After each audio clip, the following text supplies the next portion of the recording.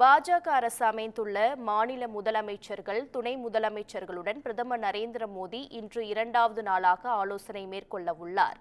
பாஜக அரசு அமைத்துள்ள மாநில முதலமைச்சர்கள், துணை முதல்வர்களுடன் பிரதமர் மோடி, உள்துறை அமைச்சர் அமித் ஷா, சுகாதாரத்துறை அமைச்சர் ஜே.பி. நட்டா ஆகியோர் நேற்று ஆலோசனை நடத்தியுள்ளனர்.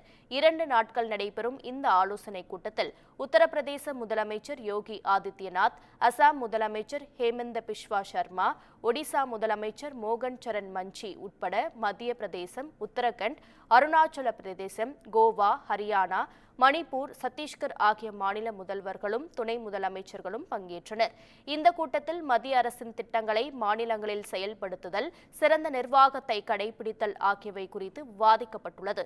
கடைசியாக மக்களவைத் தேர்தலுக்கு முன் பிப்ரவரி மாதம் பாஜக முதலமைச்சர்கள் உடனான ஆலோசனைக் கூட்டம் நடைபெற்றது குறிப்பிடத்தக்கது.